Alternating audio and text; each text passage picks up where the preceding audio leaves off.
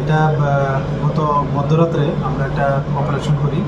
আমরা আগরতলা জিআরপি এবং Kamalasagar UP BSF এবং যে লোকাল পিএস আছে মধুপুর থানা, তো আমরা একজন মানব পাচারকারের সঙ্গে যুক্ত একজনকে অ্যারেস্ট করি। ওনার নাম হলো সাইমন মিয়া, বাড়ি কমলাসাগর মিয়াপাড়া, মধুপুর থানার অন্তর্গত। অ্যাকচুয়ালি উনি ফেন্সিংয়ের দুই দিকে ওনার বাড়ি আছে। তো অ্যাকচুয়ালি ওই সুযোগে উনি যে বাংলাদেশ থেকে যে নাগরিকগণ অবৈধভাবে আসে ওই দিক থেকে উনি হেল্প করে এবং আগরতলা রেল স্টেশনে পৌঁছায় এবং যারা বিভিন্ন স্টেটে যাওয়ার চেষ্টা করে। তো আমরা আজকে ওনাকে মহামান্য আদালতে প্রেরণ করছি এবং সঙ্গে পুলিশ রিমান্ডও চেয়েছি এবং ওনার কাছ থেকেও আমরা কিছু নাম আরও পেয়েছি। তো এগুলি আমরা ভেরিফাই করছি এবং আমাদের যে বিএসএফের যে গোয়েন্দা দপ্তর আছে এবং আমাদের যে আরও সিস্টার এজেন্সি আছে, আমরা ওনাদের সঙ্গেও এই নামগুলি শেয়ার করেছি এবং তার সত্যতা যাচাই করে এবং তাদের আইডেন্টিফাই করে আমরা অবশ্যই তাদের আইনের আওতায় আনব।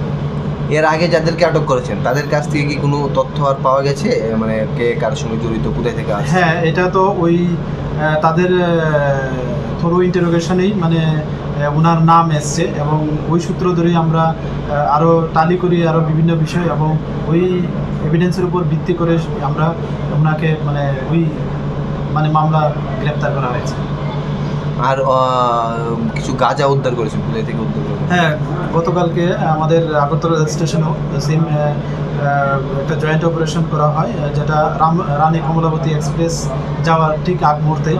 তো আমরা এখানে 17 কেজি 500 গ্রাম গাঁজা বাজেয়াপ্ত করি এবং এটা লিড করেছে মানে আমাদের আগরতলা আরপিএফ, ওনারা লিড করেছেন।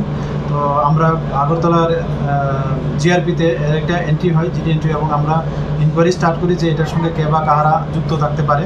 তো আমরা অবশ্যই তাদের এগেনস্টে আইনত ব্যবস্থা নেব এবং যা বাজার মূল্য, যা ডেস্টিনেশন প্রাইস হতে পারে, আমরা ত্রিপুরা থেকে বের হলে যে আমাদের আসামি ধরা পড়ে বিভিন্ন কেসে, তো তারা বলে যে অ্যাটলিস্ট 15,000 থেকে স্টার্টিং হয়। তো এই যদি আমরা ধরি তো এর বাজার মূল্য আমাদের প্রায় 2,62,000-এর আশেপাশে এরকম হতে পারে। তার সঙ্গে কি কাউকে পাওয়া গেছে? না, তার সঙ্গে এখনো পর্যন্ত পাওয়া যায়নি। গাঁজাগুলো কি ব্যাগেই ছিল? হ্যাঁ, গাঁজাগুলি 25টা প্যাকেটের মধ্যে ছিল এবং ব্যাগ ভর্তি 5টা ব্যাগে ছিল, যেগুলি ফিট টু ব্যাগ।